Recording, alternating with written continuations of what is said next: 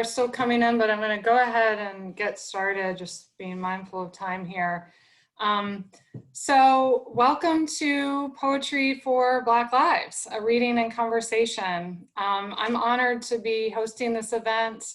My name's Emily Ruth Rutter, and I'm an associate professor here at Ball State.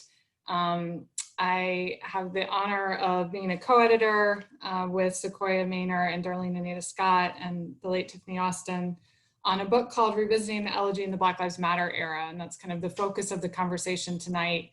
You can see our website on your screen.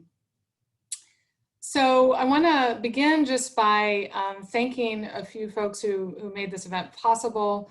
The Honors College, this event is part of the Honors College Lecture Series, the English Department, and African American Studies, who all are supporting this event. And I especially want to thank Keisha Warren Gordon, the Director of African American Studies, who is here tonight, and also the members of the Student Anti-Racism and Intersectionality Advisory Council. So that is Tiara Harris, Eric Fulton, Lauren Reynolds, Leandria Rainey, Sabrine Saeed, Karina Herrera, Ella Zumba, Nikasia Williams, Jordan Blythe, and Vanessa White. Thanks also to Katie Didden, fabulous poet and dear friend, who is helping to admit people along with Keisha Warren Gordon, and especially to Tony and Ruth Austin for their support. And I hope they can join us tonight too. So I'm grateful for all those people, and of course also Sequoia and Darlene, who we will hear from. So let me tell you a little bit about the format for tonight. I'm gonna stop sharing for a second. I'm gonna begin by introducing Sequoia and Darlene, and I'm gonna tell you just a little bit about our volume that we co-edited together, Revisiting the Elegy in the Black Lives Matter Era, and see if I can actually put our website into the chat here so that you can peruse that on your own. Then I'm gonna pay tribute to Tiffany Austin, who was our co-editor and friend who passed away in June 2018.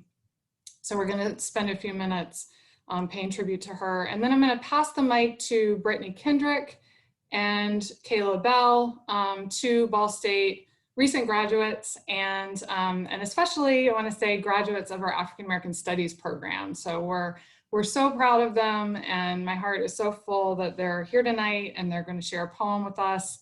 And then we'll pass the mic to Sequoia and then Darlene, and then we'll transition into a conversation. So we've left plenty of time for questions and conversation. So if you have questions that are kind of occurring along the way, feel free to just drop them in the chat.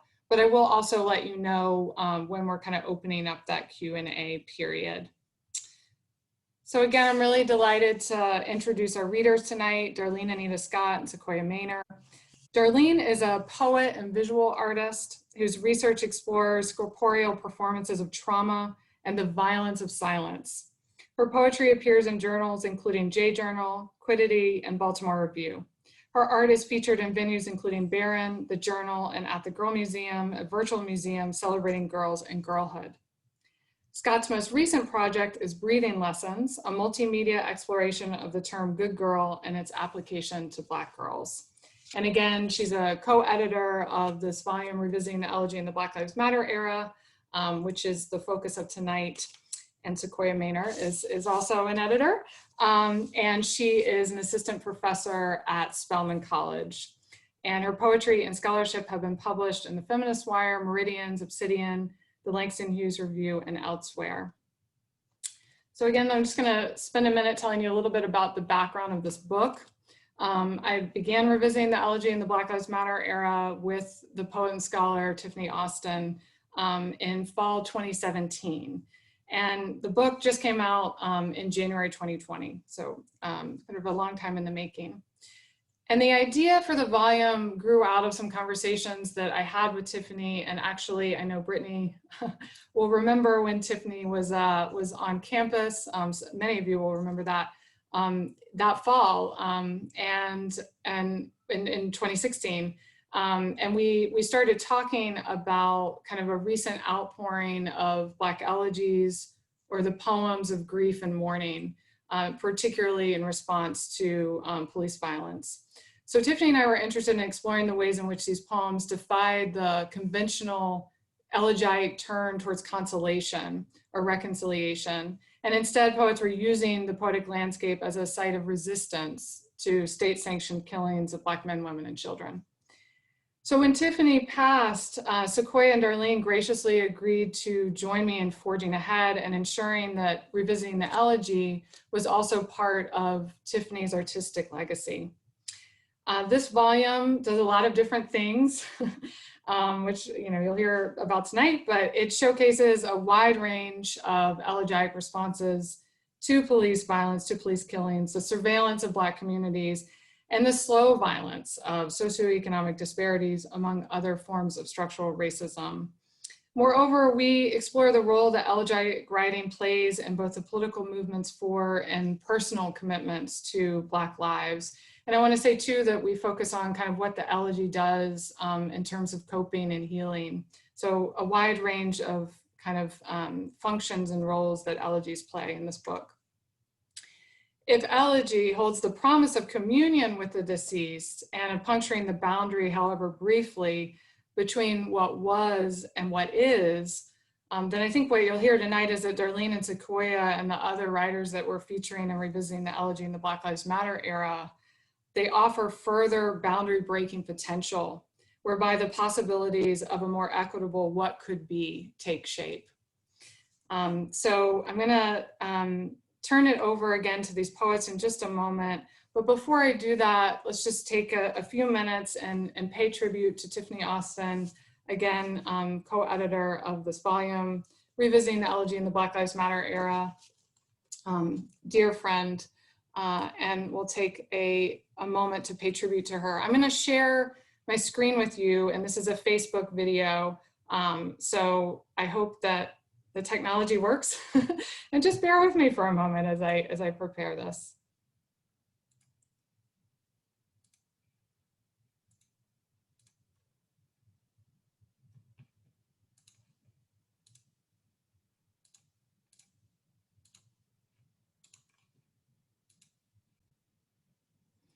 Okay.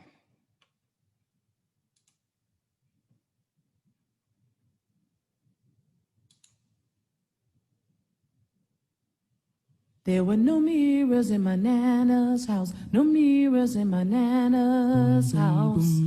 There were no mirrors in my Nana's house, no mirrors in my Nana's house. And the beauty that I saw in everything, the beauty in everything, yeah, it was in her eyes. Oh, it was in her eyes. I'm telling you, there were no mirrors in my Nana's house, no mirrors in my Nana's house. There were no mirrors in my Nana's house, no mirrors in my Nana's house. I never knew that my skin was too black, and I never knew that my nose was too flat, and I never knew that my clothes didn't fit, and I never knew that what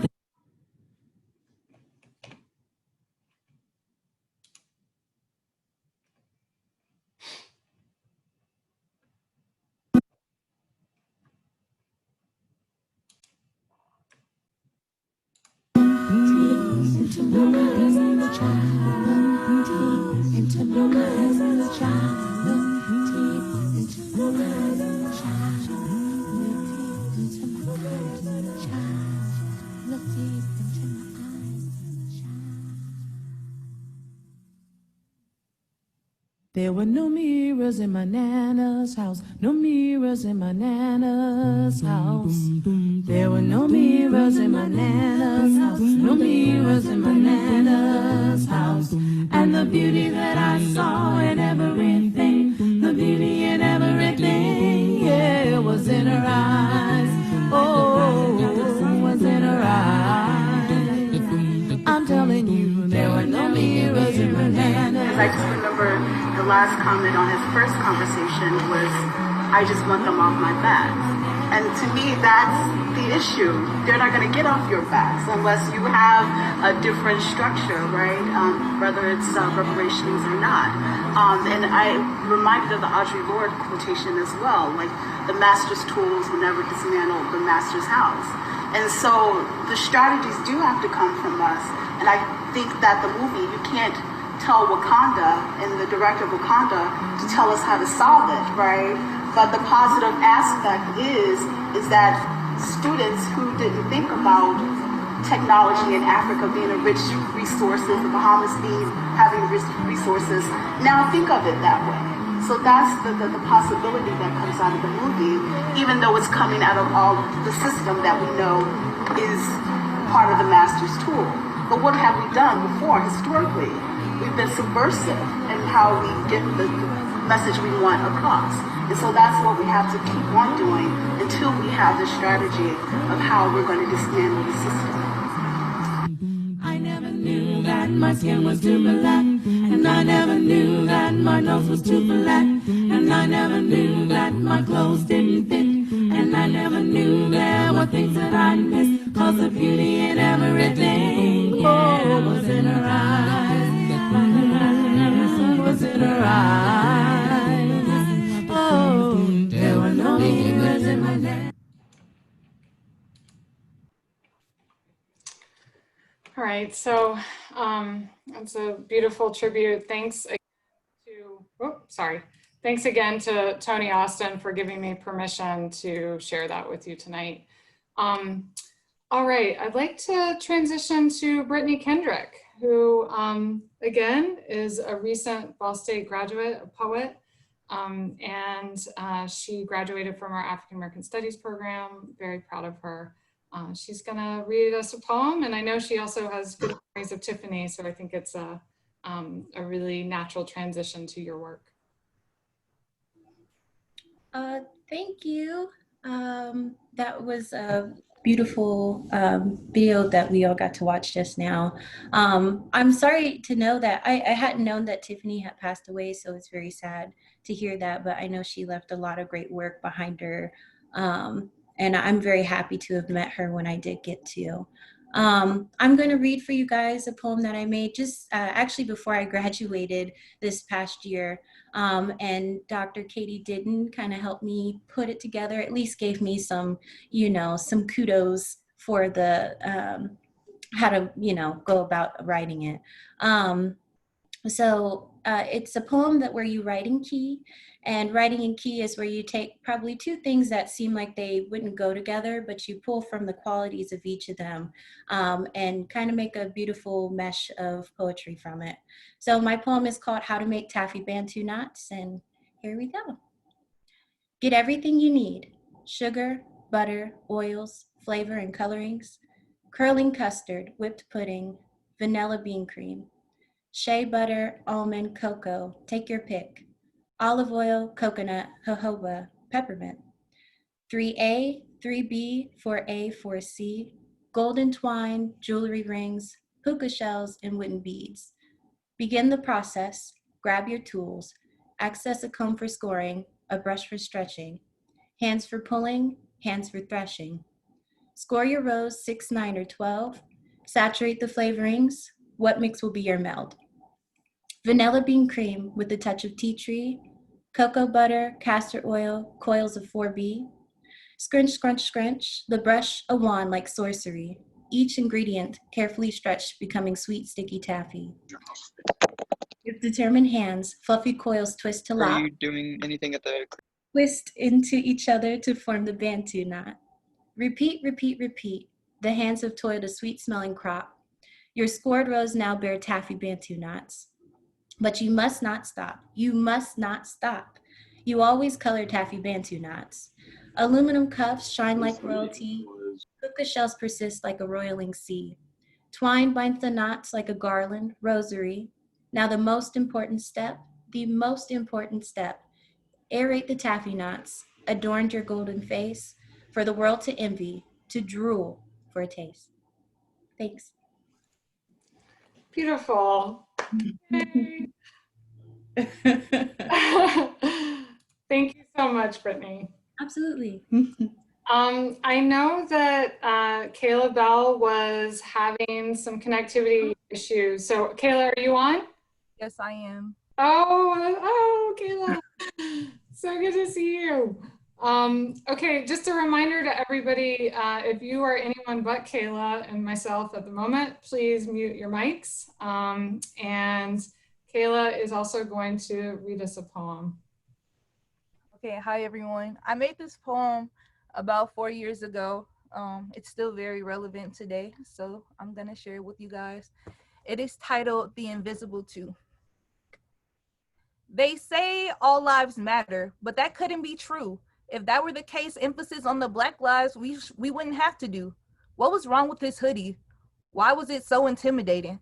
How the hell do you die in police custody over lane changing? We get decades in jail over crimes we didn't commit, while confessing rapists get 3 months and a slap on the wrist. In positions of power suddenly changes too much for you. A Black man in office brought panics of what are we supposed to do? In the media, our teens are painted as murderers, drug dealers, and thugs. But that child can shoot up a school. He's mentally ill, a child in distress, and his crimes brushed under the rug. Imagine having to go through life with the constant need to prove yourself and the feelings of never being able to risk it. Because if you mess up just once, you become another statistic, getting pulled over for a traffic violation, but your heart cannot stand it. Next time you see your family might be at a funeral and they'll have to plan it. We get followed in malls, our men harassed on the street, can't even barbecue in peace without a call to the police. They couldn't even say her name when we told them to, because that would have made her human like it's supposed to do. I cannot breathe, he said time and time again, but they just couldn't hear him over the color of his skin. If all lives really mattered, then why be offended by the word Black? It's as if we said to hell with yours, but we never even said that. So before I get done, I decided to help you see this through. I guess I should have started with Black Lives Matter, emphasis on the two. Thank you.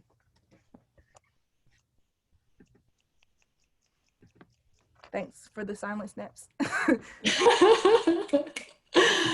Amazing, Kayla. Thank you so much.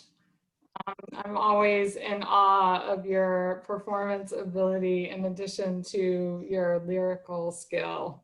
So thank you for joining us. Okay, we have started off the night in a really auspicious way. So I'm going to turn it over to Sequoia Maner, and I'm going to show her poems on screen so that you all can kind of follow along. And I will mute myself now, Sequoia, if you want to. I'm here. I hope that everyone can hear me. This is sort of the level that I want to speak at. So if this is okay, maybe if I can get some thumbs up. And I just want to thank all of you for being here. Thanks to Ball State, the honors program, the English department, African American studies, all of the students on campus doing this amazing anti-racist work, this coalitional work. I see you, and I am just very excited to be here. And glad that we can have some sort of connectivity when we are also isolated at this moment. It's a heavy moment. I've been interested in the project of elegy for a long time, and maybe we'll talk about that in the discussion. And I'm going to read strictly elegies today that I've written over maybe the past 5 years or so alongside the movement for Black Lives. This one is called Black Boy Contrapuntal for Trayvon Martin. I am American first. I have Black friends and race is past.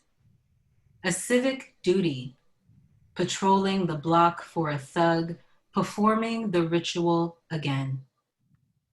He kept looking, staring, relentless, and it was raining. There's been a history of Black boys breaking in. They always get away while walking suspiciously tall, talking suspiciously boastful, tasting blood and refusing to call it fear. But I've seen it rise in their eyes, illegible. We all learn our lessons, stand ground and walk. First impression, I don't belong here anymore. Past, invisible, odd, I am treated like a thug, a nuisance, suspended again. A walk to clear the brain. It was raining, drops weighty as bullets breaking in the neighborhood. walking and feeling the need to run, talking and feeling the need to yell, tasting something acrid like adrenaline or fear, hidden in hoodies and headphones. A legible body of a man, boy not yet grown. We all learn our lessons. Walk away, refuse the urge to run. I am American. First impression, I don't belong here anymore. I have Black friends and race is past, invisible, odd. I am treated like a civic duty, patrolling the block for a thug, a nuisance, suspended performing the ritual again. A walk to clear the brain. He kept looking, staring, relentless, and it was raining, drops weighty as bullets. There's been a history of Black boys breaking in the neighborhood. They always get away while walking and feeling the need to run suspiciously tall, talking and feeling the need to yell suspiciously boastful, tasting something acrid like adrenaline or blood and refusing to call it fear, hidden in hoodies and headphones. I've seen it rise in their eyes. A legible body of a man, boy not yet grown. We all learn our lessons, stand ground, walk away, refuse the urge to run.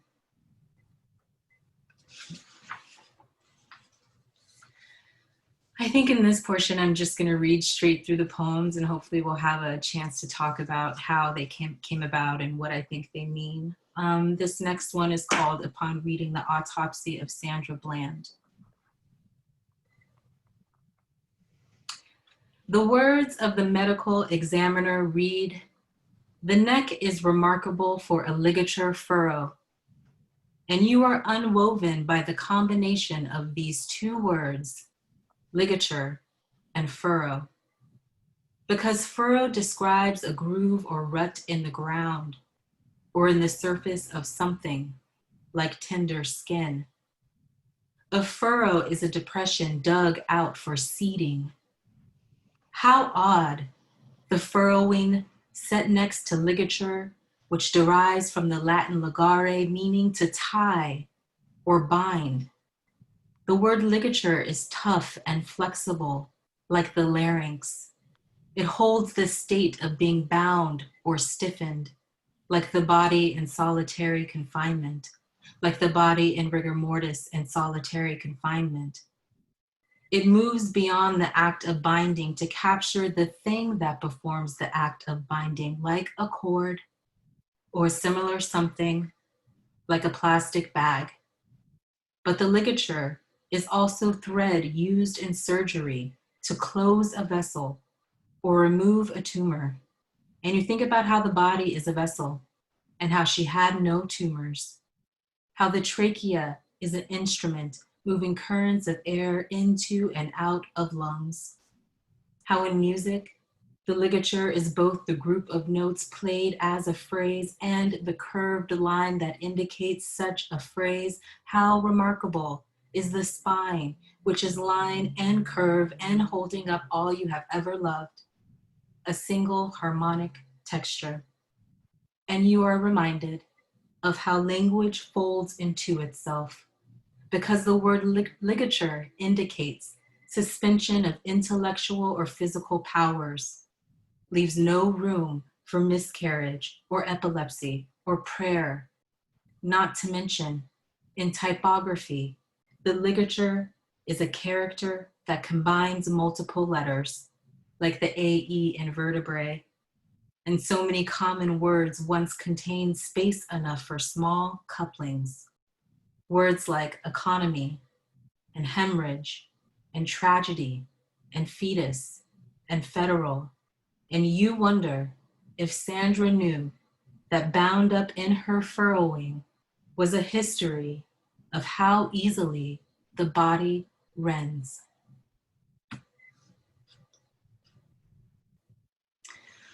Whew, that poem is always a tough one for me, and I'll talk about that. But Sandra and I, we were the same age. I loved her fiercely. I was living in Texas. She was arrested and, just hours from me on a road in which I live. And that poem comes from me wrestling with the autopsy report. All of these poems I'm going to read are rather heavy. Can I get, if you guys are still with me, maybe a little reaction, a little clap that just says, I'm still here, I'm still listening? All right, all right. Still here, still listening. This next one, I love you guys. This next one, thank you for listening to me do my thing. This next one is in memory of Tupac Shakur, and it's called Epistle. And it starts with an epigraph. Oh, did I skip? Is the next one? Can we go forward to the Tupac poem? It's called Epistle. Sorry, I'm out of order. And it starts with a quote from Tupac. It's from this interview that he did in 1994. And he's talking about, I don't think that I am going to change the world. But he says, quote, I guarantee I will spark the brain that changes the world. That's our job. And I love Tupac. And I think about him often, and I write about him often. And I write letters to Tupac. And sometimes those letters look like poems, and these are some of them. 1. Dear Tupac, you are scattered like jazz across these states. A sorrowful note in Baltimore, a syncopated bruise in Harlem, a gravel-mouthed moan in Oakland, a mustard seed in Compton. You are always already a thefted body, torso dislodged from neck and its bullet wounds, fingers plucked for preservation, skin flayed, stretched as bookbinding, golden tongue gifted to rough waters.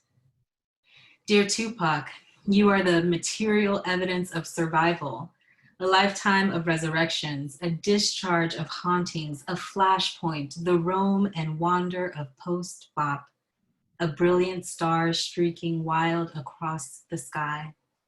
You are the ring shout of a radical tradition, a prayer, a self-fulfilling prophecy. You are a manifestation of the ecstatic. You are the stuff of elegies and uprisings. You are the sound of feathers in flight. You are the sound a ghost makes when it returns to a body. Part 2. Dear Tupac, sometimes when I think of you, I gaze at the moon on a clear night when no wind whips and the coyote slinks through dampened sage in mountains somewhere far from this city that is so loud with people and their echoed mornings, that is so bright with lights and thrum, where invisibility is the new black and breath is a chokehold, where instead of breath, calculations of life after death dream a world where no longer does iconicity escalate the flesh of boys, and a full clip makes right the ritual of second-class birthings.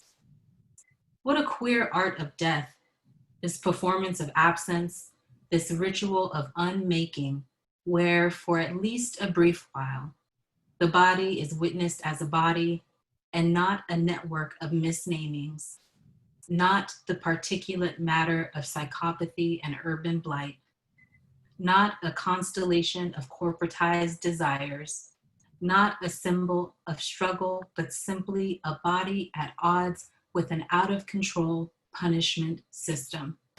Can you be Black and look at this? 3. Dear Tupac, I've enclosed for you a recipe for resurrection. May it be useful. Start with 3 parts legend. Peel, rib, jaw, and navel. Dust with pearlescent opal.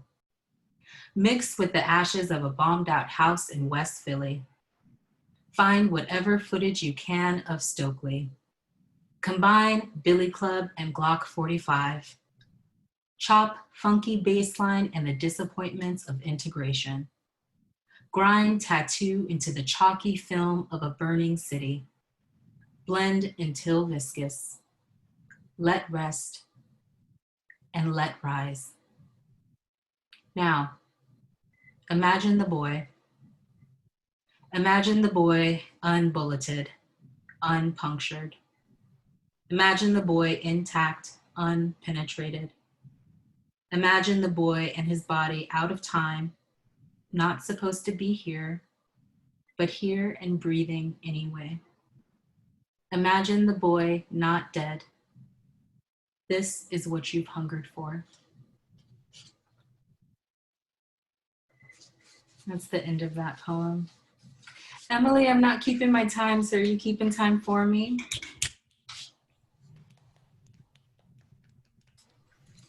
I am. You're good.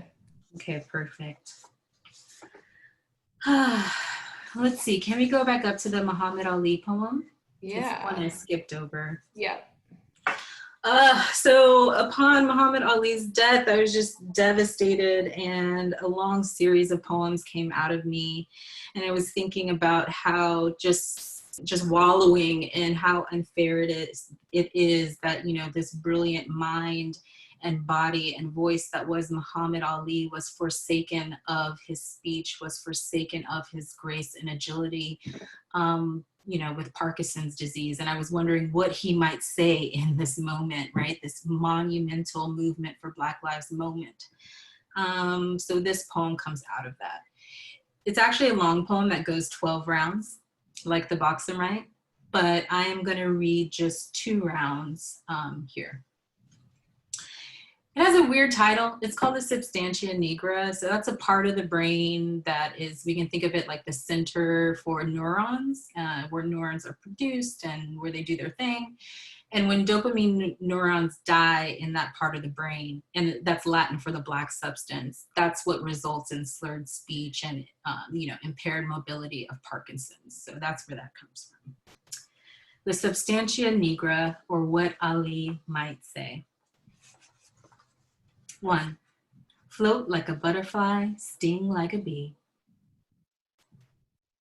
Emmett gone nearly 10 years now, and you are reminded how the submerged body will float despite waiting, and how those folk were lynched because Jack proved marked men can startle like prismatic color through the static of radio.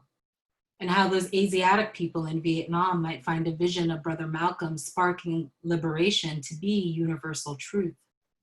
That men who dare cultivate,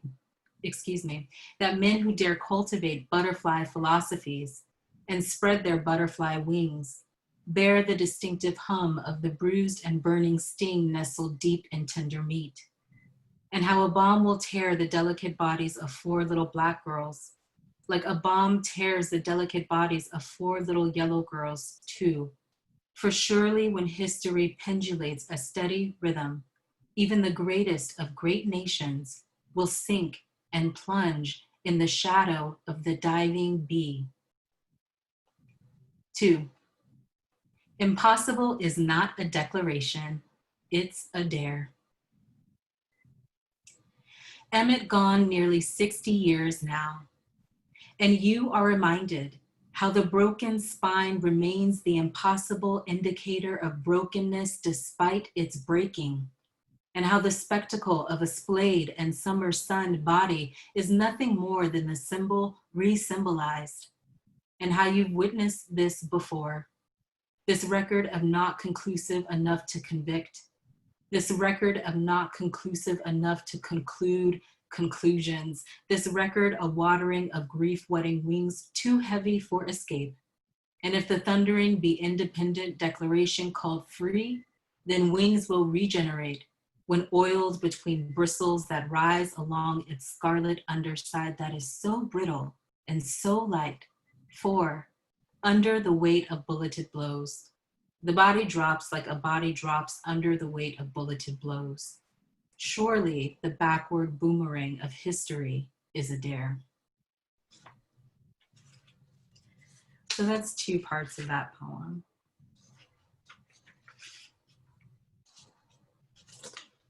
Let's see where we are in the packet and also where we are on time. Okay. I was thinking maybe On Earth Something is Always Burning. I believe that's the last one in the packet. Sure, perfect. So I have written very few poems during quarantine, and I figured I would close with a couple of quarantine poems. And I'm going to read these little things that I've been writing. I'm not quite sure what they are. They're kind of like little songs, little like morality tales. They're very, very short, and I've written several of them. And there's this girl that keeps coming up in them, and I've named her Little Girl Blue. And I think that I might be Little Girl Blue. And I'm interested in seeing how Little Girl Blue has been developing. So this is not in the packet, but I'm gonna read just 2 of those, and then I'll read this last quarantine poem that's on the screen. So for these just 2 little short, I'm gonna call them ditties, they won't be on the screen. So Little Girl Blue 1. Little Girl Blue, you blewed your horn of mourning and warning into whirlwind and pollen squalls. You asked, where we get clean, in the lake or in the stream, in the break or in the dream, or somewhere, someplace in between. Little Girl Blue, you traded your horn for a cry, but when you hailed into the gales, only a small, faint sigh, and 2 white doves cooing my, oh my. Hey Blue Girl, Girl Blue, what you gonna do? It's coming. And the second one is Little Girl Blue 2. Across an ocean of time and a sea of space, the currents stay swift, the waters rage, rage, rage.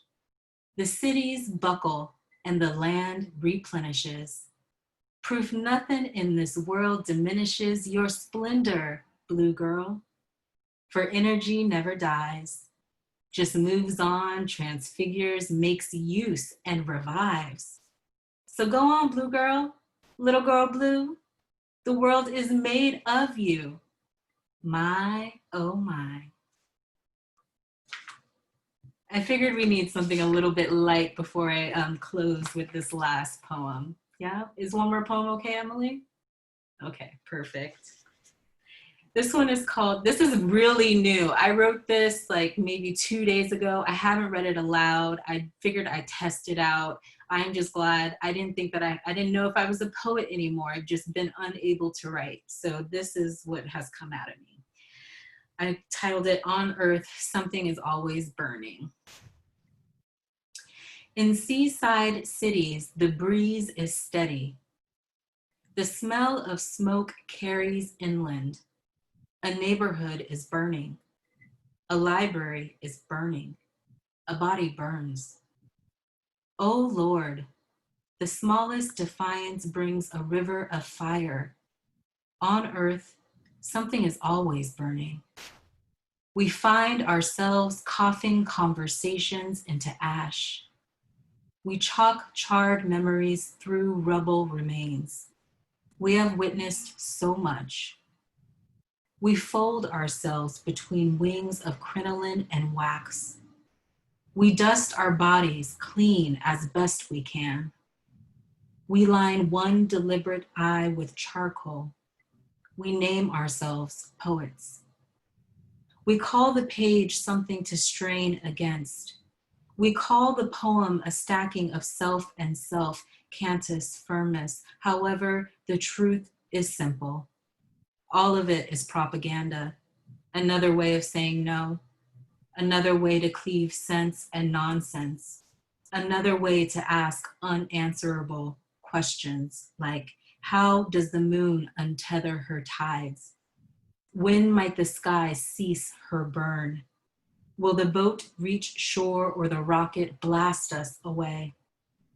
And the Lord replies, beloved, you are birthed from an insurgent blues. Your sigh is a funeral march. Listen for the sound of a slow and torturous collapse. Listen for the bleat of a creature now dead. Concentrate on the texture of indigo.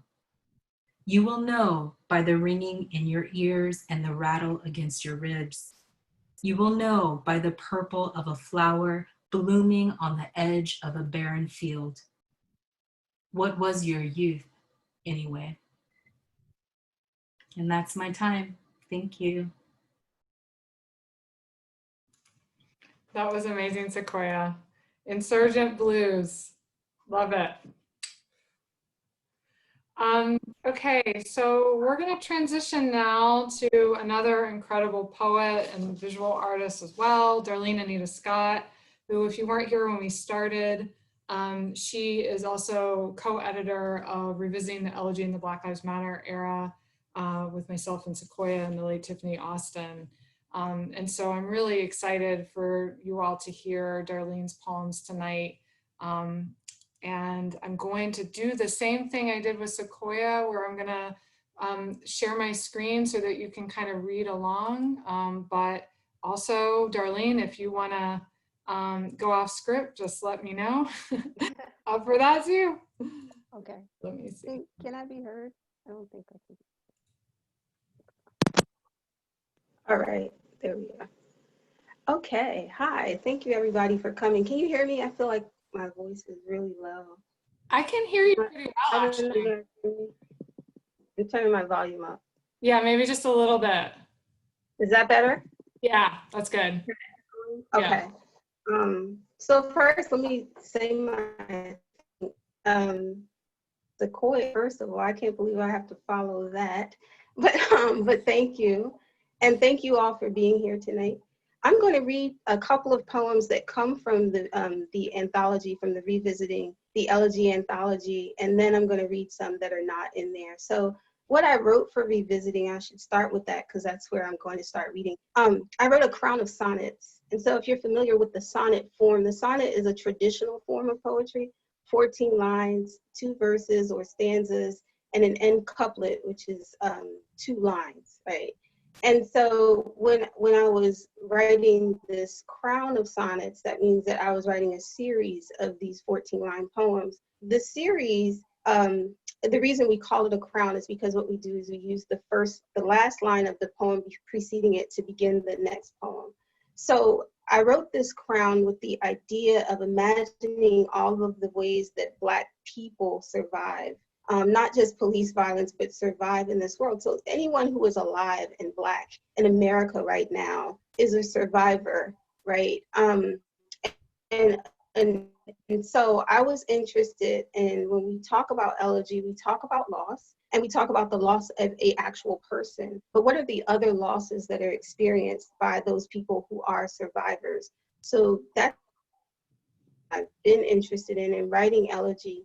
So what you're going to hear is, again, a few of the poems from the series that are in the collection, as well as some elegies that exist outside of it. And kind of like Sequoia, I won't spend a lot of time talking about each one of the individual poems. I'll kind of go right through, and then in the Q&A, we can talk about them, any individual ones if we want to. So let's start with number 3 in that series I was talking about. Again, the series is called A Series of Survivals. And so I'm going to read a series of survivals, numbers 3 and 4. 3. To feel and be felt surely will unmake the night of your skin and his. Fill your inbox with clumsy, tender imagery. Cook meals like spaghetti. He says he has more, but he doesn't, and you both know it. Neither of you know where you are going from here. Neither of you can watch the news without wincing, go breathy and handsy to manufacture what feels like it's disappearing, fast as the space between the first handshake and the sheets. Here you are. Lifetime in the nighttime, he decreed. You dare the prophecy. Collect your things until again is a groove and you lose grounds for an objection. You hold on to each other like fear, release with the same verve. Every time he collects your hair in his hands, buries his nose in it as if to suffocate himself into the night. Let's, in the morning, you challenge. Why say there is always morning when it's not true? And so it comes, morning. Number 4. And so it comes, morning. Finds my dad reading the obituaries. Ours is the tiniest of towns. Promise of morning has not settled there even. Our side of it, churches and laborers, Black and brown, zoned to draw our children's reach to breach it as cartoon and excuse. After the South, Vietnam, and Virginia, maybe his ritual is survivor's penance, maybe muscle memory, eyes and ears fine-tuned as the report he repeats about boys same age as his grandson, kidnapped from a late-night corner, curfew beaten into their bodies in the back of a cruiser, back of the lot, by the neighborhood favorite. My dad knows he knew there were eyes, had no reason for care, fear, surrender. There are many ways to thin a body, disappear it without the puff, smoke, or circumstance of its singular and immediate end.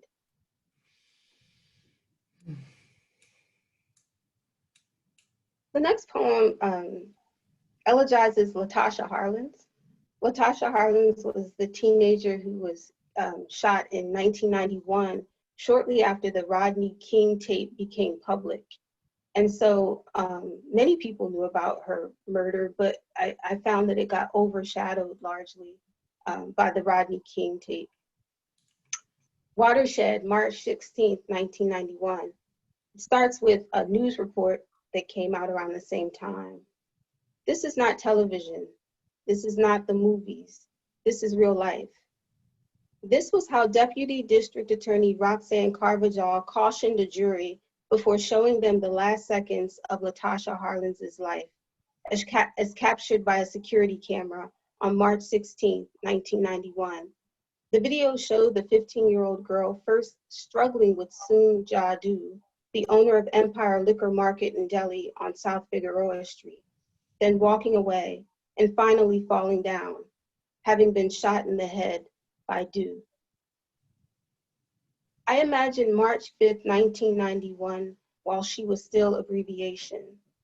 I imagine myself, high on sugar, rhapsody, a boy.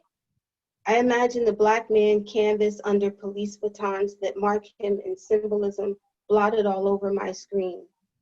I imagine I quickly memorized his name. I imagine March 16th, 1991, when the ticker tape announced hers first and last, that I began the reluctant task of dispensing the surprise of death into my 15-year-old imagination.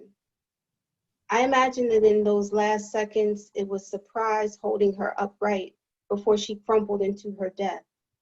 Surprised that 15 was it. Surprised at the lump in her throat that had been for the past 6 years her dead mother, that kept her company and quiet, yet moved from like stone from tomb to warn this woman on this day that she had no intentions of stealing orange juice. Surprised maybe that legs trained on the track and in intricate gumboot dances could not find strength to escape heat so hot it was cool, entering the back of her UCLA Bruins cap. The curl and the bang that tickled her neck flattened under the flow and weight of so much blood that it met and darkened her dark blue dickies. Or surprised that it was 1991. History books, not newspapers and sound bites, recorded Black girl bodies as flimsy opportunities for entry, if they recorded them at all. Surprised that her Black girl body was about to be history. Maybe she heard her favorite music instead of the whistle that is the speed of life passing around and through. All the Black girl bodies living and dying during that time, like mine, imagining Mrs. Jewell, the wooden boards of her corner store holding us barely. They creaked under the after-school weight of our bodies brown as, sassy with hunger and salty insults, hurled in the direction of her veiled, mostly naked assaults, like spilling change on the counter to avoid contact with our skin.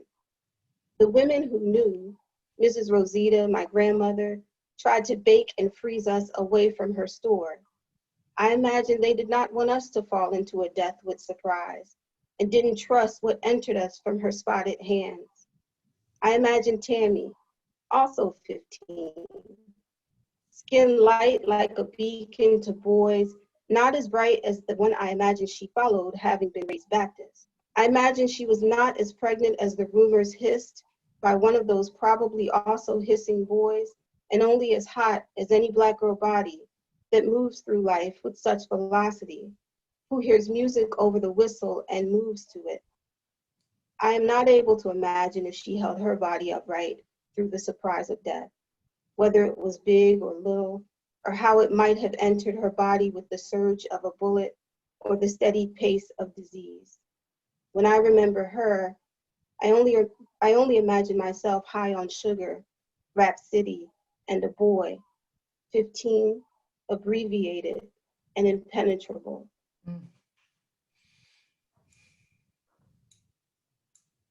Ars Poetica of the Monkey Bars.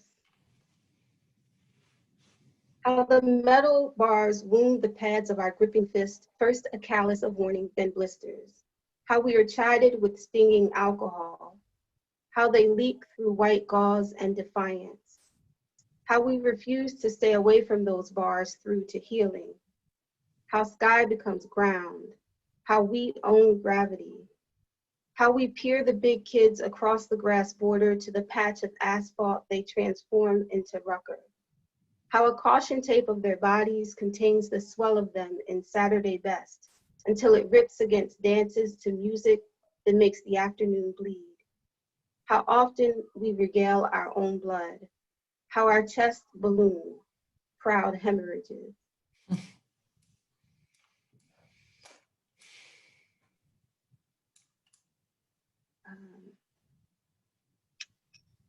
So the next poem, I guess I will say something about it. The next poem elegizes Sandra Bland. And one of the things, I guess, that may be apparent or not is that when I approach the elegy, I tend to subvert the form. So you will hear a narrative that doesn't necessarily center the person lost. This is not a story about bees. And it starts with an epigraph from Lauryn Hill's song, Lost Ones. If a thing tests me, run for me gun. Can't take a threat to me newborn son. I have 4 sisters. They are all scared of bees.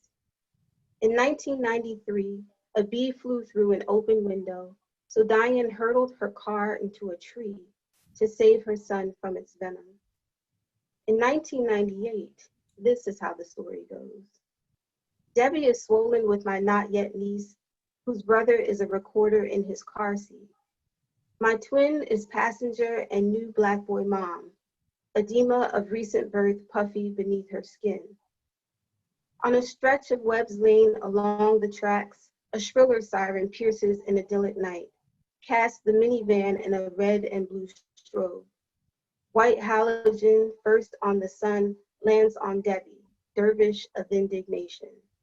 Usually 10 and 2, she's an erratic drone, her sun to the light, light to the sun to light, light to sun, light, sun, light. For bees, dark colors translate to imminent threat. Tanagers, bears, raccoons. My sisters reprimand the halogen, demand its reasons staccato and swift as every hip hop song my mom muted for supper and homework. Fast, my mom warned, is crash prone. You, shut up, passenger, ID. Unfeasible aerodynamically. Bees have evolved flight muscles to generate power where speed isn't available. Their wings oscillate around 230 beats per second, even when hauling nectar or pollen. By July 2015, we are 4 sons between us. Someone else's sister is Debbie's turmeric, expectant, and protective, pulled over on a lazy road. We have evolved flight muscles. Someone else's sister has died in flight. My mom worries my sisters have lost their fear of bees. And I'm going to close with 2 poems returning to that series of survivals, that crown of sonnets. So I'm going to read numbers 10 and 11. 10. Airbrush caricatures captioned with improper names, listed like infographics, connected crisp and modern with an ampersand, are poor whispers on cotton shirts that leave spittle suspended in the air or land against the skin like buckshot. Announcements we wear against our skin like placards, I am a man. But mostly, we are boys and girls, loud as hungry baby birds, hairless, cold, extended necks reaching so eager for life we threaten to tip our nest. Too often we do. And the nests get decorated with bottles, bears, notes of never forget or till we meet again. Crowns chip and tilt. Ever wondered if forgetting is the sip in the fountain of youth? If hungry baby birds feed on themselves? Ever worn a placard against your still beating heart?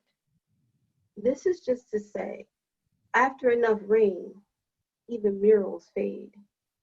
This is just to say, after enough blows, a lot of people become debilitated.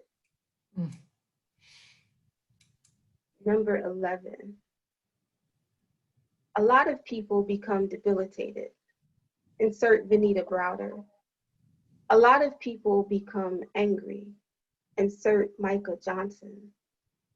There are even more ways to make us the enemy. Insert Ramsey Orta. Even more ways to make us disappear. Insert Corinne Gaines. Have we any right to make human souls face what we face today?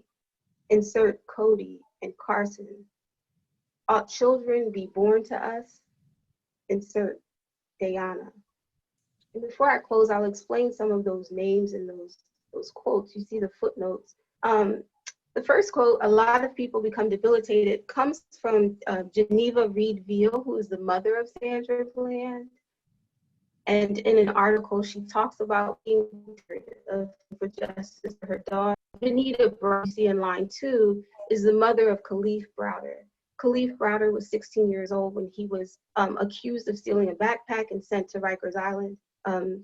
He was released 3 years later and found not guilty, that he had not committed the crime, and he committed suicide due to the abuse he suffered there. Benita Browder is his mother, and she fought on his behalf, but she would eventually die only a couple of years after her son due to heart failure. Micah Johnson is the young man who was radicalized by Black Lives Matter, the Black Lives Matter movement, and he ambushed police in Dallas, Texas, and was ultimately killed. Ramsey Orta is the gentleman who recorded Eric Garner's arrest and murder. He was eventually imprisoned as well and harassed there. Corinne Gaines is the young woman from Baltimore. She was being served a warrant in her home and did not want to let the police in. They shot her and they also shot her son. She died, her son did not. Cody and Carson are her other children who were not home at the time. And Diana is the daughter of Diamond Reynolds. Diamond Reynolds was the fiance of Philando Castile in Minnesota. She was driving the car when it was pulled over. Philando Castile, if you will remember, was asked for his ID. He went to reach for his ID and indicated that he had and the officer shot him and he died there in the car, Diana in the back seat watching all of this. And the quotes that you see come from Patrice Kahn-Cullors, who is the co-founder of the Black Lives Matter movement. She writes in When They Call You Terrorists, her autobiography, about the ways in which we're made to disappear, even when we are not necessarily felled by police violence. And W.E.B. Du Bois writes in The Souls of Black Folk about his firstborn son. His firstborn son was an infant when he passed away. And so when he's elegizing his son, he's also talking about the problem of the color line and if it was even worth it to have children and invite them into this world. So that is my portion. I guess we go into the Q&A from here. Thank you for listening.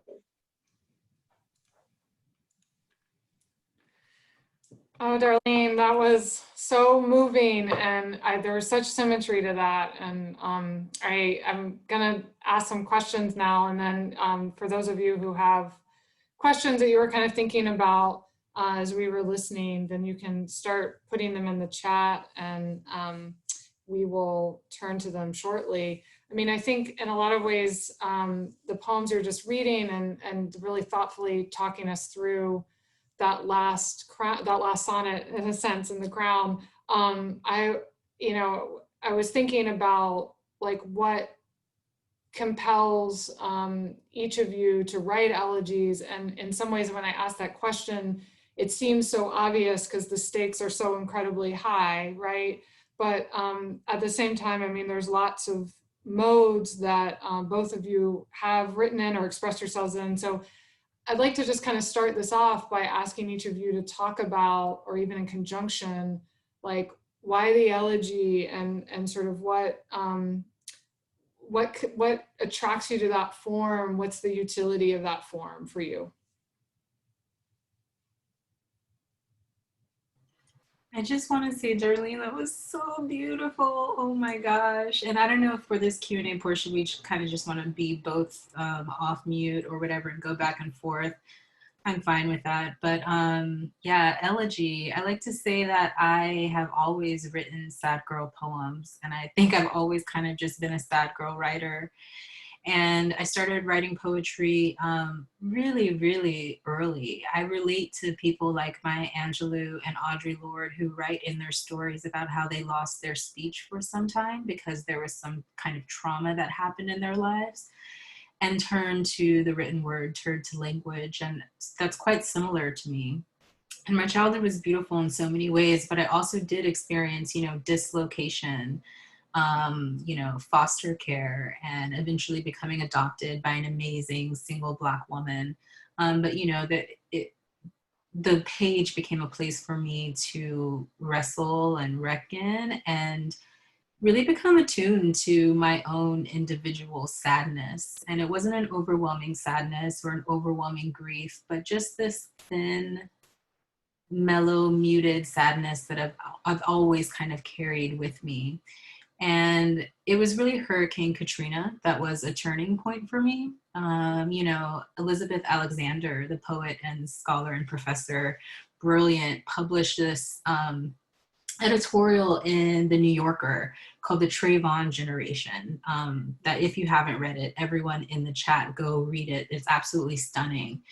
And she's thinking about, particularly young Black people who have been growing up and in these last 20 years are being shaped by the overwhelming tide of these, viral images of our bodies being constrained and killed. And thinking about all the ways that we carry that with us. And for me, Hurricane Katrina, I was living in North Carolina at the time in college. That became a moment for me where I saw how Black life could be devalued and thought of as disposable, and became a point where I really became interested in learning about Black history and using that within poetry to speak to a present moment. I'll stop there because I don't want to say too much, but we can go back and forth on this, Darlene. Sure.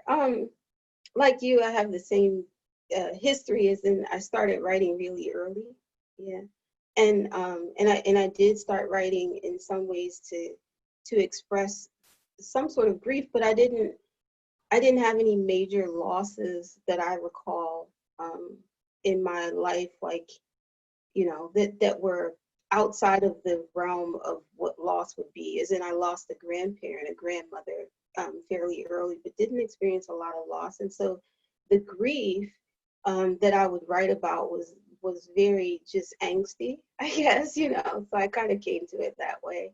But as I continued to write, I don't think that I looked at it as I'm writing elegy or I'm coming to this as elegy. I don't think I recognized it as a form, or that's what I was doing. But like when I was reading the poem Watershed, for instance, that was a watershed moment for me. We were the same age, kind of like you talk about being the same age as Sandra Bland, Sequoia. Latasha and I were the same age. And then another classmate of mine died fairly suddenly. And this was kind of my reckoning with my own mortality, I suppose. And so that was a watershed moment in that way, but it was also a watershed moment in the sense that that I recognized that Black bodies were expendable. And I think I had probably recognized that really early on. I was one of those kind of thoughtful maybe kids. Like I remember reading the newspaper, or at least looking at the headlines. I don't know that I understood everything that I was seeing or reading, but I remember reading the newspaper as early as like 10 and trying to make sense of some things. And I remember seeing one of the things, a couple of events that stood out to me that made national news, because I grew up in a small town, so it wasn't a lot that was happening in my town. One was the subway vigilante Bernard Goetz, who shot like 4 or 5 Black teenagers in the New York subway around Christmas. And I don't know how old I was. That was somewhere between 4th and 6th grade, but I remember that standing out to me a lot. The way that he was treated, and that is Bernard Goetz, the shooter, the way that the young men were presented. I remember the Central Park 5. I remember when that happened.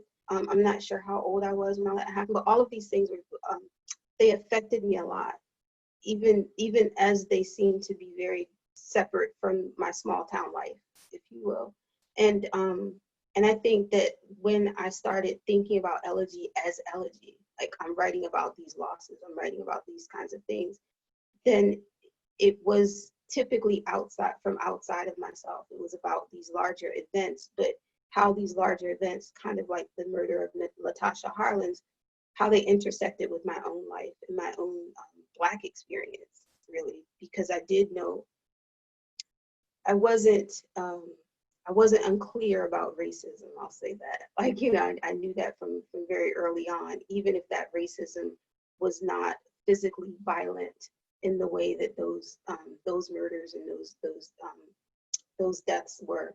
So I think I came, when I think about how I came to elegy, I come to elegy as a Black person in America. And if you're Black in America, then you know something about loss, even if that loss is not for your individual body, right? That loss is that loss can be the loss of a sense of security, which I think I probably, now I can articulate that. I didn't know it then, but I think I understood that I had a loss of security in my body just by virtue of being Black. I was hyper aware of that. And I think I said I was going to talk about 2 events. I said Bernard Goetz. The other one I would say which was much earlier in my life, but very present, was the Atlanta child murders. And so even as a child, I knew I was not safe in my body as a Black girl, as a Black person. And so if I started writing early and I was writing about these things, then I came to elegy again, just by virtue of being Black in America. Darlene, we have so many resonances between our work. As you were reading, you know, the image of the bees also appear in both of our poems. We're both writing poems entering in the discourse about Sandra Bland, but from oblique ways, right?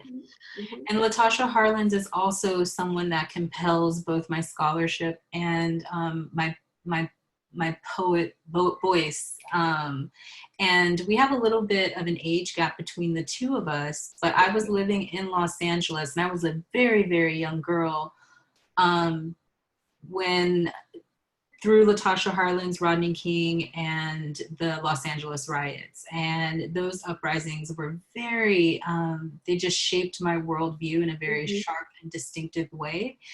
And I come back to that period often. So actually me talking about Tupac and in my scholarly work, thinking about Tupac and Kendrick Lamar and that sort of inheritance is actually me returning to Los Angeles, thinking about the sort of rebellious ethos that had been building there for quite some time, and the sort of aftermath of that uprising, and how that city sort of doubled down on law and order instead of moving into a place of justice and equity.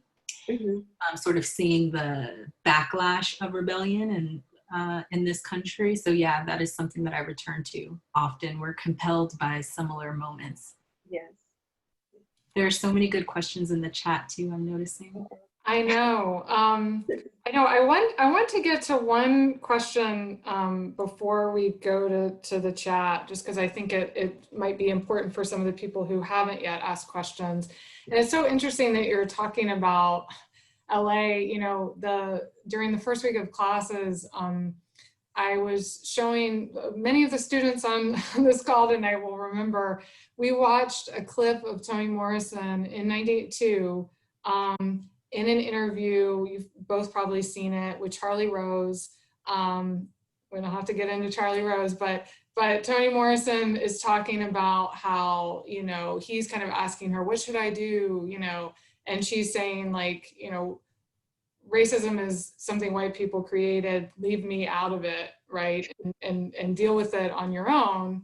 And that just makes me kind of think through the work that you all are doing in your art, but also as professors and on, you know, the work that we're engaged in classrooms and on campuses. I mean, Sequoia, you're teaching at an HBCU now. Darlene, you know, you were teaching at an HBCU. We're at a PWI.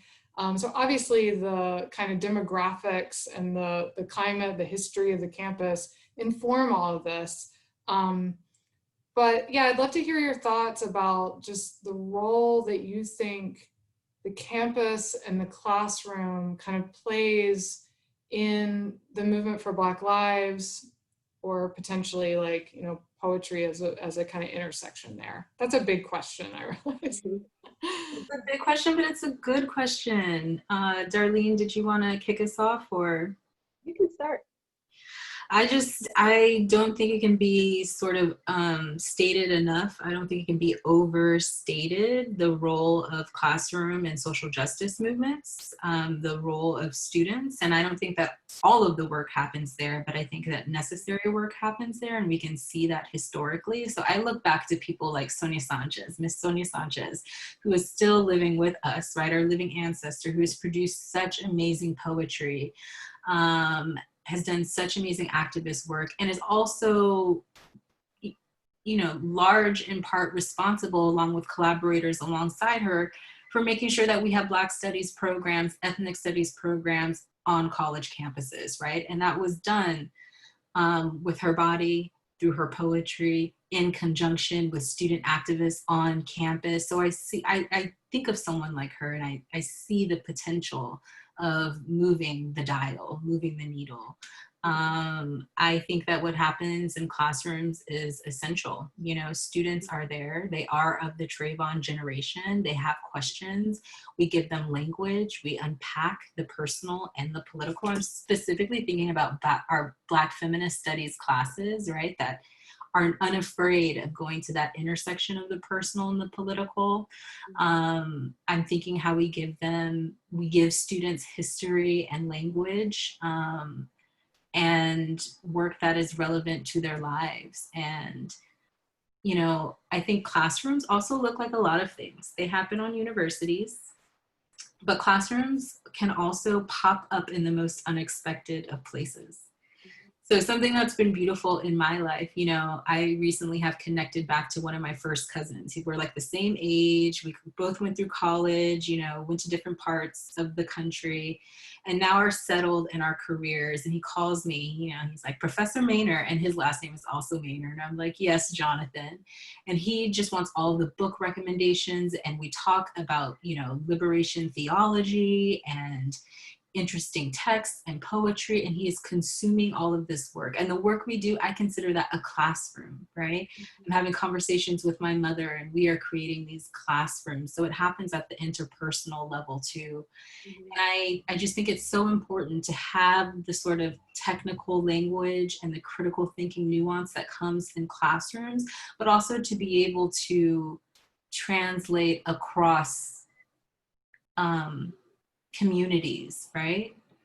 To not only be able to like use fancy jargon, but also to take it into the real world and do things with it, you know? Yeah, like what you were saying about the interpersonal part, you know, I think, so the thing about, the thing about education and so forth, and I recognize, I implicate myself when I say this, is that higher education is a privilege, right? A privileged space. And so in that space, what I run the risk of is saying that we're giving this knowledge in this privileged space, and it's a specific set of people who are going to have this knowledge. So I think it's really critical that when I'm thinking about the classroom, that I'm thinking about that interpersonal part, like that these students will eventually become someone's mother or father, will eventually become someone's teacher, will become voters if they're not already, will become all of these things. So whatever I'm engaging in that space, I'm engaging it with the idea that they're going to go out into the world with it, right? And so I like to think of my classrooms not as a space in which I impart knowledge, but that I teach them to ask questions the same way that I ask questions. If they become so, yeah, if they become question askers, right? That is provoking thought, and that's our goal, right? To provoke thought. Here is a space when we think of education where one's mind is supposed to be opened, right, to new ideas and to asking questions and to thinking about ideas and so forth. And then eventually they will put those ideas into practice in some way.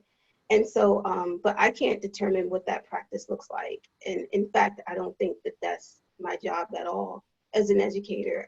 But I do think it's my job to provoke that thinking, and and then of course the thought precedes the action. So first they start thinking about it, and then hopefully they're thinking about it in new ways that perhaps they didn't think of before. And that's what will exclude my classroom, or keep my classroom from becoming that privileged space where we end up kind of reinforcing the status quo, right? Which I think is a danger that we face in higher education. Is like I guess the example I would use is like teaching from the text, and I think most students can appreciate when you don't teach directly from a text, because texts tend to be very much gatekeepers, right? They keep knowledge, they canonize knowledge, and they say this is the knowledge you must know. And so in instruction, when I say I'm going to teach outside of this textbook, I'm going to bring in some other ideas. I want you to think about some other things in addition to this very specific canon. Then that, again, that provokes thought. And if I provoke the thinking, then eventually it will lead to the action. And that's how our classes, our classrooms, and our educational spaces can become spaces of activism, because we provoke action if we provoke thought. I also love some of the lessons that just come out of the classroom. So I'm thinking about how the classroom teaches us to cite our sources, to be citational, to cite Black women, right? So we're not going to all go out and try to start our own organizations. We're going to join these organizations that Black women have been building up for a long time, right? It teaches us to refer to experts, right? So I know that this poetry thing, the teaching African-American literature thing is what I do. But when I go into an organizing space, I listen to activists and organizers who have been doing that work. And classrooms teach us that about expertise, right? I also think this is key as readers, as literate, empathetic, curious readers. I hope that our classrooms are teaching not to passively read, or I hope that our classrooms are teaching us to wrestle with the work, to return to the work, to revisit it, to not just read one text. It's not enough to read, the New Jim Crow, which is amazing and everyone should read, but you got to go further. After you read that, read Slavery by Another Name, then read Beloved, to always have that hunger and curiosity. And I think that is our duty, is to teach the love and the joy of that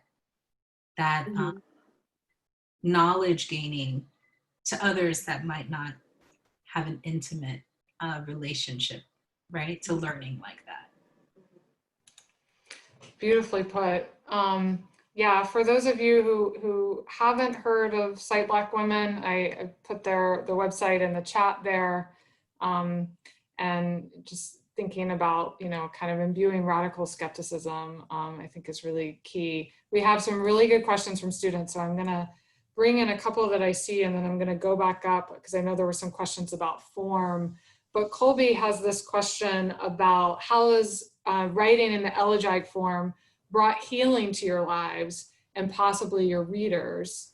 Has it benefited you emotionally to dive into mourning and Black grief? I'll start. Yeah. Yeah. I'll start.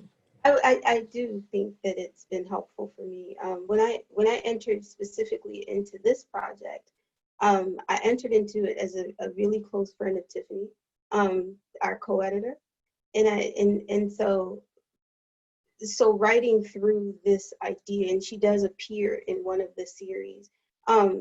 Writing through this was helped me to get through that grief, through the grief of her loss. So very specifically, with this project, I would say absolutely.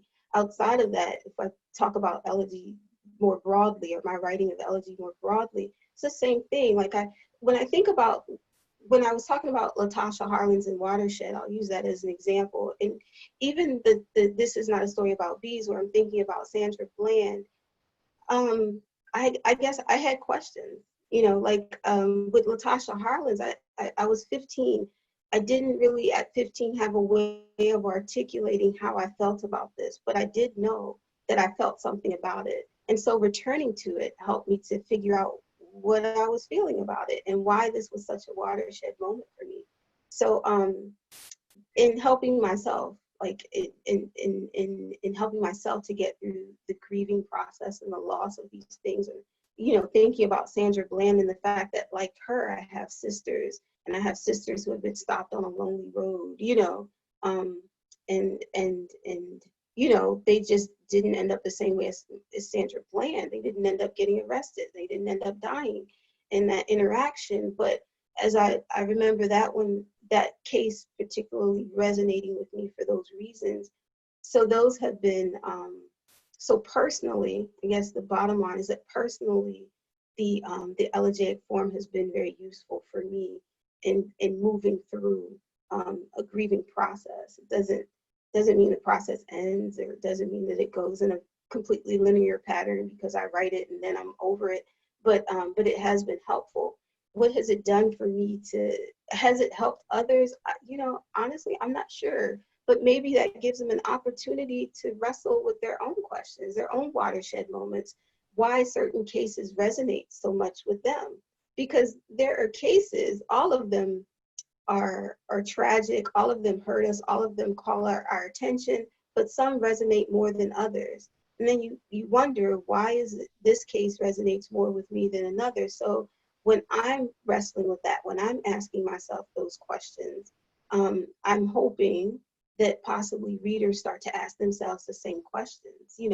Which case resonates with me and why? Like, I often think of this, and I think I'll end here. Trayvon Martin became a tipping point.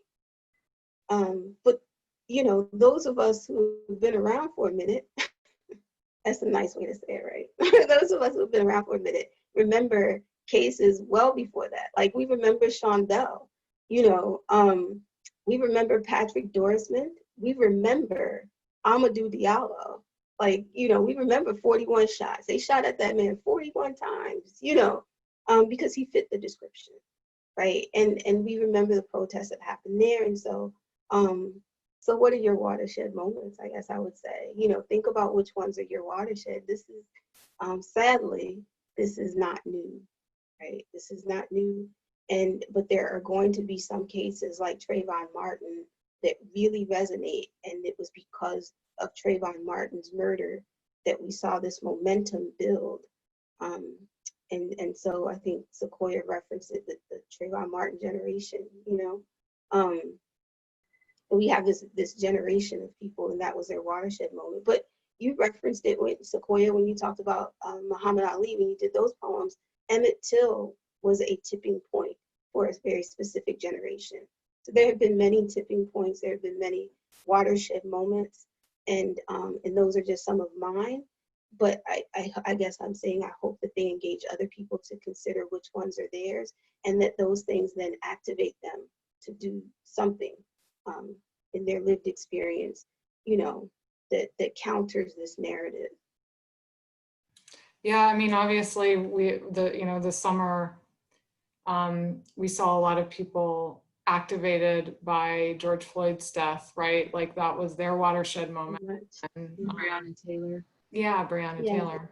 So we're, Yeah. yeah, It was a monumental summer. Yeah. I don't have too much to add to it because Darlene is just so beautiful. But when it comes to healing, I would say yes. I would say that the process also, I think, so important and smart what Darlene said, not linear, not expected, surprising, going at its own pace, recursive, turning back in on itself, oscillating. And isn't that how we're all feeling during this time? Disoriented, one moment joy, one minute sadness. It's just a lot. Um, and that's been my experience with the elegy. But yes, it has been healing. And the healing part for me comes in the performance. So a lot of these poems are published. A lot of them are, you know, two of them, Trayvon Martin and the Sandra Bland poem, are in the book. Other poems are in other places. But quite frankly, when it comes to these elegies, I don't give a damn if they're in a publication. For me, the work is performing it 2 rooms like this. I will perform the Sandra Bland poem to any crowd who is willing to listen, you know, for as long as I can. So the healing for me is the gift of giving the poem and hoping that it moves through someone. And when Darlene is talking about activation, catalyzing, yes. And when I think about this catalysis, for me, it doesn't always have to be something grand or, you know, obvious. It can be a small internal shift where maybe someone thinks a little differently or hears a little differently or, you know, feels something. If the poem makes you feel something, I think that I'm doing my job. Absolutely. Well, I can't imagine that there's anyone on this call tonight that isn't feeling many things in response to both of you and your beautiful work. I want to ask a question about form because a couple of students were curious about like very specific details about the kind of formal choices that each of you were making. So maybe just to kind of broaden it out and answer, you know, those multiple questions about form. Could each of you kind of talk about making those formal choices, like when to have a space or a dash or, you know, lineation? Sequoia, you started out with a contrapuntal. Obviously, Darlene shared her crown with us, which is amazing. So I guess, yeah, just questions about form, you know, go in the direction that feels right. I don't mind starting us off. How about you, Darlene? Do you want to start? You can go. Okay. You know, so Black Boy Contrapuntal, I'll start there, right? 2 voices. Initially, I thought it was Zimmerman and Trayvon. I still think it's that, but kind of not also. And then reading those voices together, we get this third unknown voice. And for me, this poem was all about, you know, it looks like this. It was all about the moment of contact. These 2 people, these 2 bodies encountering one another, and what could occur in those points of contact. So for me, the contrapuntal is this form that allows for that kind of back and forth, allows for 2 voices. And the blending for me is supposed to be chaotic. The voices blend into each other. You don't know who is speaking, who is, you know, the perpetrator and the victim in this moment. How do we come to those decisions? What sort of narratives inform us to make decisions, right, about who is the perpetrator? And then it ends with that last line: stand ground, walk away, refuse the urge to run. Those are oxymorons. You can't do all of those things at the same time, right? And for me, that's like the poet saying, what is the Black body to do in this moment of encounter when every move seems like a wrong move, you know? All of my poems are really driven by form, and it's, if there's something that I'm trying to get at, Sandra Bland and the ligature mark, I was thinking about containment, having that poem and be, you know, cell-like. I was thinking about Sandra's body in the cell, but I'm also thinking about breath beyond the cell. This is a poem about breath, so it was necessary for me to have all that white space. All of those things come into mind when I'm making the poem, shaping the poem. I want the form to reflect and propel, you know, the content, if that makes sense. Yeah, I don't know that I start with form, as in I put words on the page, and sometimes, and this is going to sound really esoteric, but sometimes the poem will tell me the form it wants. I have to say, I used to be really resistant to form. Like I thought I only wanted to write free verse, and I don't know where I came to starting to use form and to really pay attention. I shouldn't say to use, because I certainly used it, but to pay attention to more closely to form and using it to reinforce what I want to say or what I want. So I want it to look. Don't write I haven't written any concrete poems probably since I was a little girl, but at the same time, I like the idea of the concrete poem is that I want what you see on the page to reinforce what's being said. So kind of like Sequoia talks about creating that white space to create breath, and using that very constricted part of the text to show the ligature, to kind of reinforce this idea of the ligature. I think of my poems the same way. Like, where do I want breathing to happen?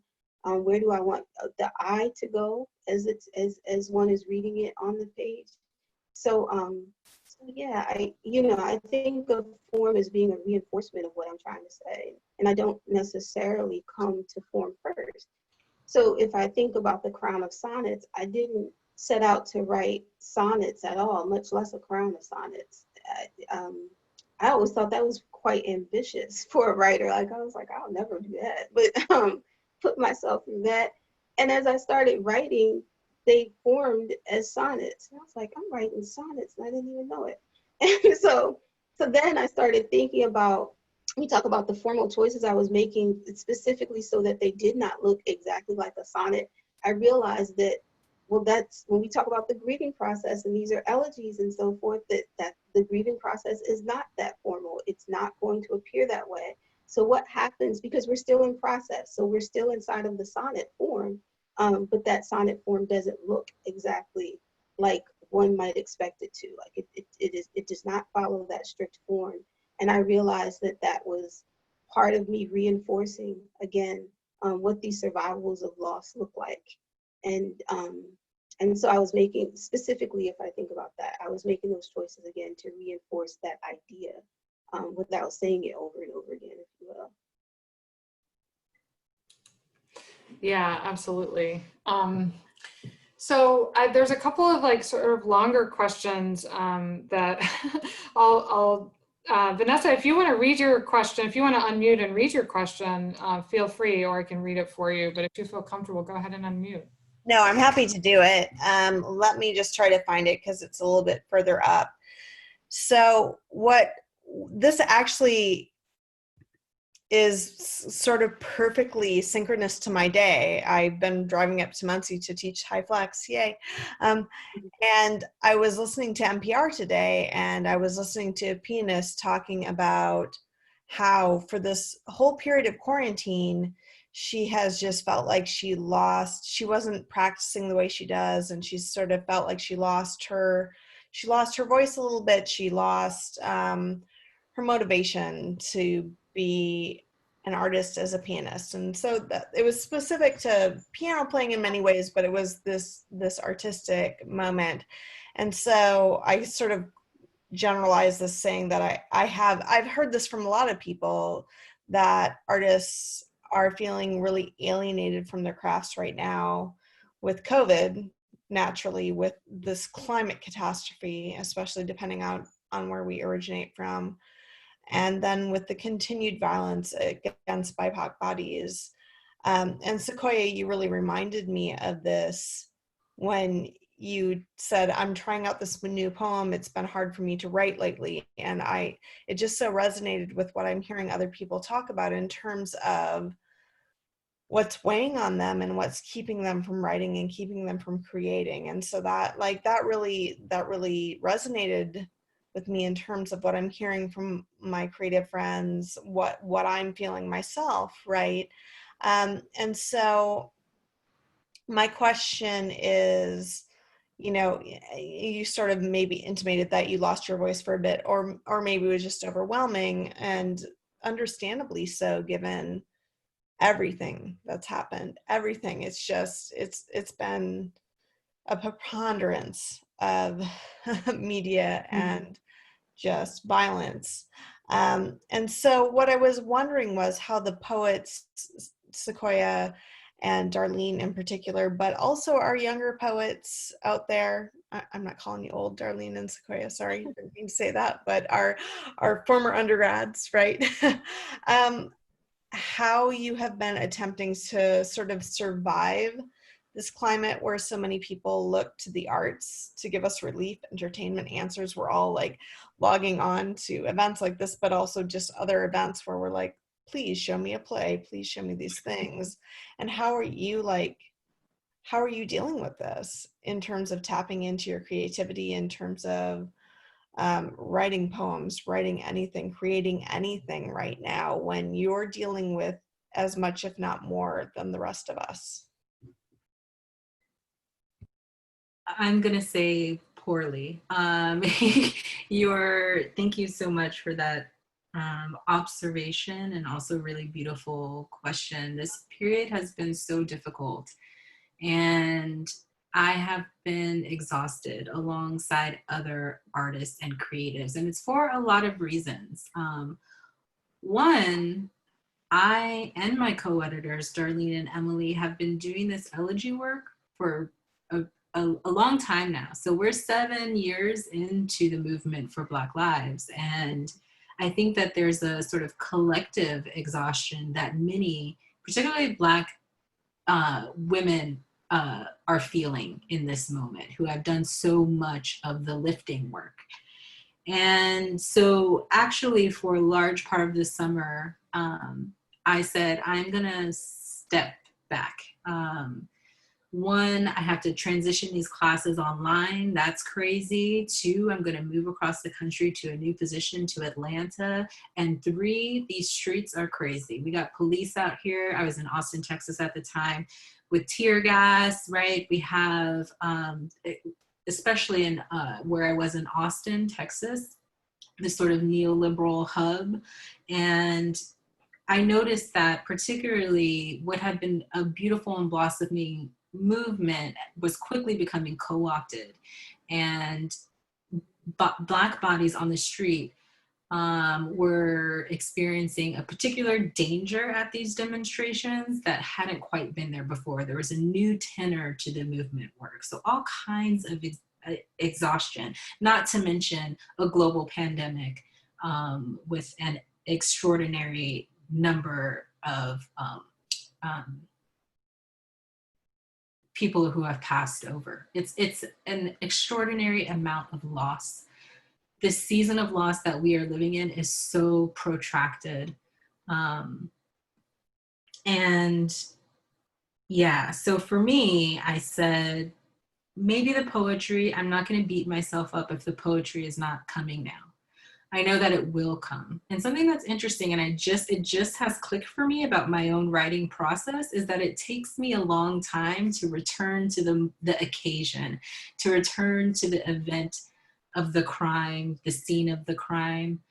I will write, I'll write little phrases, I'll write in my journal, but the poem doesn't actually come until much time later. So the Trayvon Martin poem came maybe 6 months after George Zimmerman's acquittal, right? Took me a long time to sit through the waves of grief that came with not only the murder, but also the trial, and then the acquittal, and then the aftermath of that, right? Same thing with the Sandra Bland poem. So I am sort of recognizing in myself at this time that if I'm gonna do my job as a poet, if I'm gonna record this moment, pay tribute, archive it, wrestle with it, that I really have to kind of take care of myself. And sometimes that care is just stepping back and knowing that the work will come, if that makes sense. Darlene? And I think I'm finally at a point where I'm like, oh dang, I read a poem. Work coming. Maybe I am a poet, I haven't written through this pandemic. I should say I haven't written any poetry during this pandemic. I have written a bit. And when I say this pandemic, I actually should say these pandemics, right? Um, but in any case, no, I haven't written in that. In some ways, it's self-care. Yeah, because when I get involved in in a poem, or in a series, or in thinking about these things, they become really heavy, and I live with them. Like, I live with the characters in my poems. I live with the poems, and the other thing specific to my experience is that I'm extremely isolated. I'm immune compromised. I have multiple vulnerabilities right now. So I'm really like, I'm not out in the public, so I'm not having a whole lot of engagement with human beings, which is kind of crazy. But it lends itself also to this kind of thoughtfulness and getting inside your head.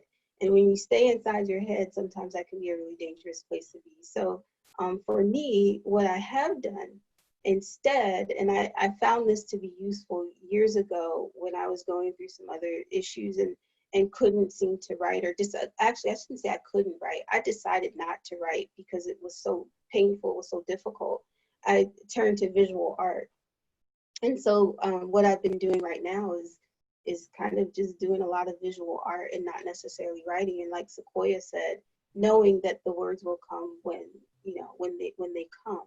I remember particularly some of the poems in here are more recent, even though the events are fairly aged. Like the poem about the bees and Sandra Bland certainly didn't come at the same time.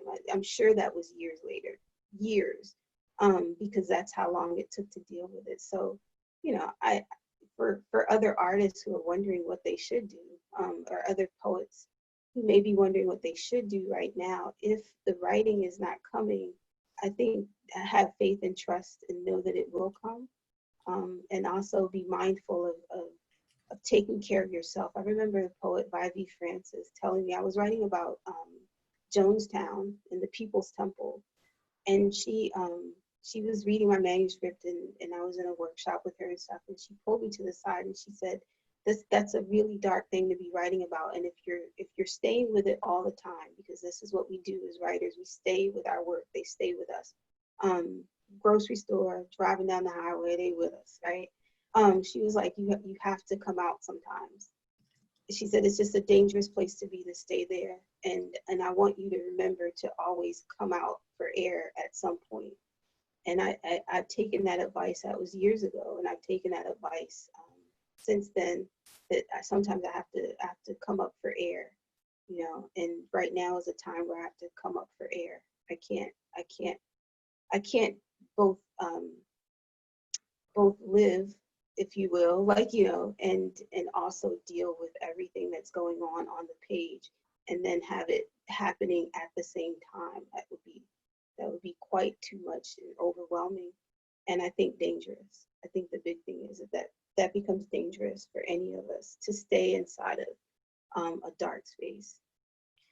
I want to add, me and Emily have been talking in the chat about, it's interesting that she turned to fan fiction, because poetry was not this thing, just wouldn't come during quarantine, is not coming during quarantine. And I've been thinking how I turned elsewhere either. So I really needed to read the work of others.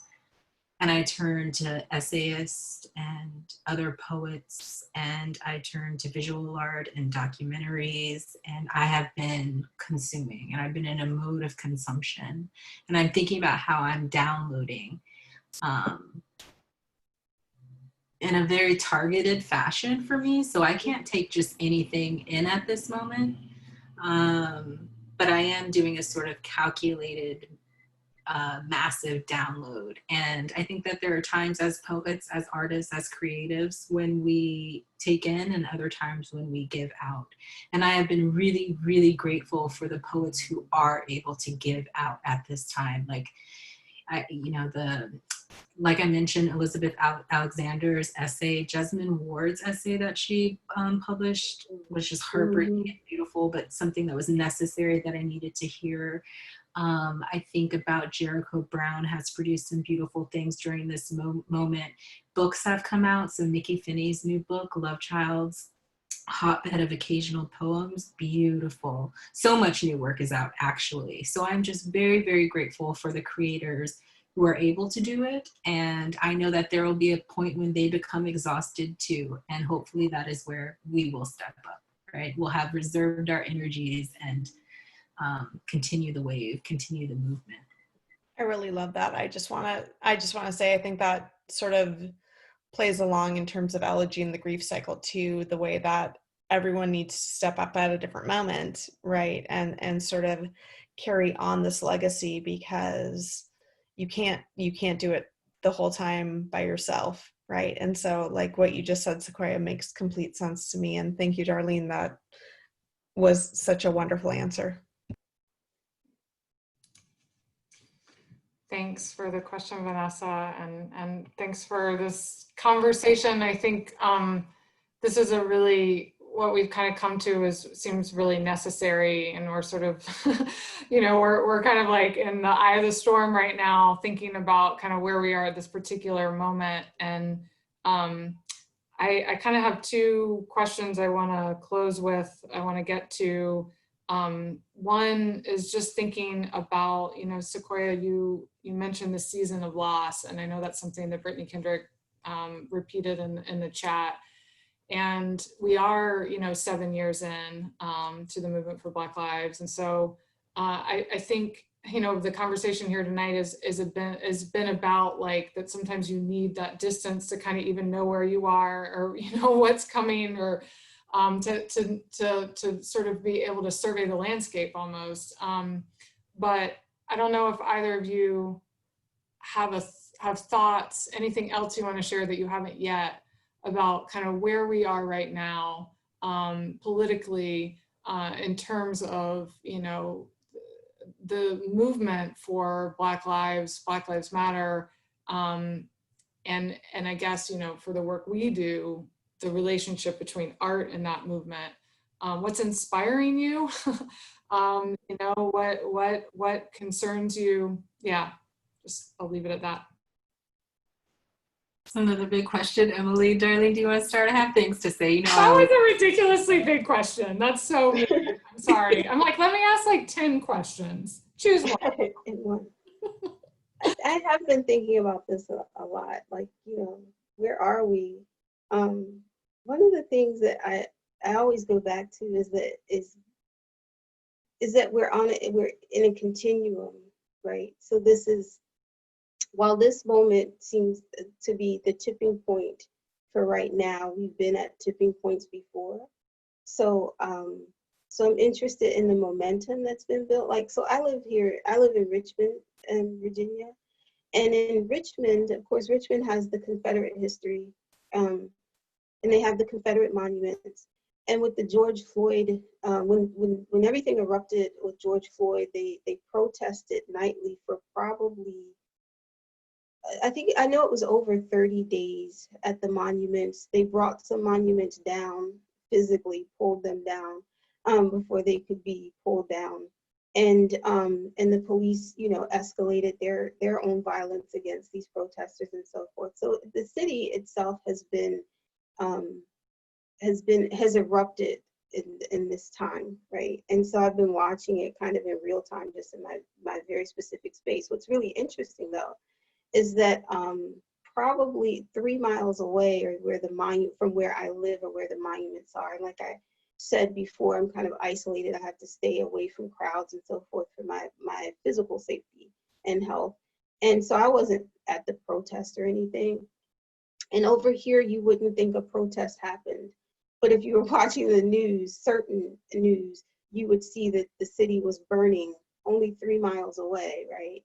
And so when I think of this time, here we are 7 years in, as a tipping point, I remember going to the protest near the same parks that, again, have turned into these sites of reclamation, as they call them here. They've painted them. They've added basketball courts to the monuments.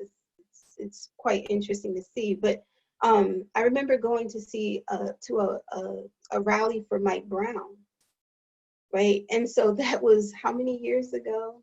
That was kind of the beginning of the movement. Hands up, don't shoot. and approximately 7 years ago. And that was a tipping point. And yet here we are, right? So where are we now? I'm not sure.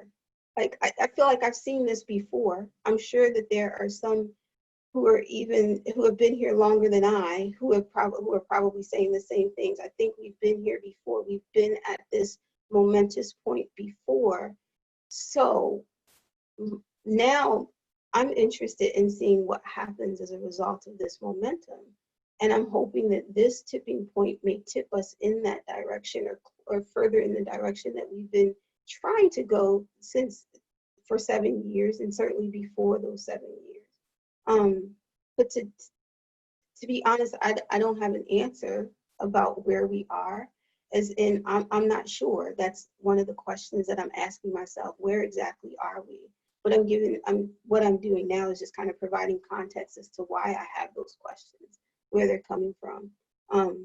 But yeah, I'm not sure exactly where we are, other than to say that we're at a tipping point. And I'm not sure I'm not sure what that's going to mean for sure. I'm not a prophet, but I'm also not sure what it literally means right now. I think that we're in a beautiful place and we're in a dangerous place. Beautiful that this is the largest civil rights movement in the modern history of the world. Largest ever. Beautiful, gorgeous. Most beautiful things are often the most dangerous. Yes, Emily. I am thinking about how just a couple of days ago, 45 and his administration signaled out critical race studies as anti-American discourse, right? As something that falsely paints a portrait of America as racist and evil, et cetera, et cetera, et cetera. I'm thinking how we are against a campaign of propaganda that is real, a campaign of disinformation. That is very, very real and has material consequences. I'm thinking about the white co-optation of this movement that is led and created and co-founded by Black, queer, intergenerational, right? People, women. We are in a beautiful point where there is, as Darlene was saying, momentum and mass. But I think that it's also a dangerous point. And I know just from, my little bit of life experience that state repression is real, that consequences are real, that power doesn't give up easily. So I am hopeful and I am happy and I like what I see, but I also know that waves of backlash are coming. They're here, they're gonna keep coming. And I hope that we are getting prepared. That's it, Yep, absolutely. I'd like to just close by thinking about our anthology, kind of bringing it back home to that. And I know that, this book, I think that it's done a lot of different things already. It's really cool to see people that are in this book on the call tonight. Angela Jackson Brown, Emily Scalzo, Debbie Mix. There might be others that I'm missing that I can't see you. But it's just a beautiful thing, actually. So I feel like it's sort of, the book is already building community, and getting in the hands of readers and other poets and activists and writers of all kinds. So yeah, I guess I'd just like to hear from each of you if you have any thoughts about, what you hope from this book moving forward, or any kind of, lasting or sort of concluding thoughts about about the text. Yeah. The only thing that I will say is that I am on a campaign to make sure that this book gets into every library in the United States. And then after that, I'm moving internationally. No matter where you are, if you're in Indiana, if you're from another school, wherever you are, please order this book through your local libraries and also through university libraries. I want to make sure that when there's another generation 100 years from now who are asking, how did we get here and what are we doing, that they can come back to this moment and know that we were doing the work, that we were doing the writing, and that we have been doing it, and that we're part of a legacy and part of a continuum. So I want the book just to be accessible and available for the people who are looking for it. That's it. And for the people who are not, who didn't know that's what they needed, right?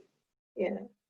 I don't have much to add. I want to see it find its way to this canon of thought, that's happening around this moment. Yeah, yeah. Well, I want to say thank you so much to Darlene, Anita Scott, and Sequoia Maner. I really wish that we were in person so that I could hug you both, but I am sending all my love through the computer.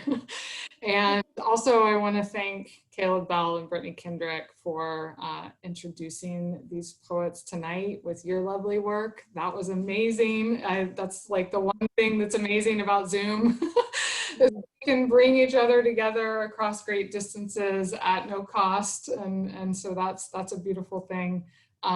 Thanks again to African American Studies. I hope all of the students on the call at Ball State, if you are not already, will consider becoming African American Studies minors so that you can be part of these conversations all the time. Thanks again to the Honors College and the English Department, and just to all of you for coming, right? Like, I honestly can't see except 4 people right now. So I don't know how many people are on this call, but thanks to all of you for showing up tonight, because this was a really important conversation, and I'm honored to have been a part of it. So thanks, everybody. Have a good night.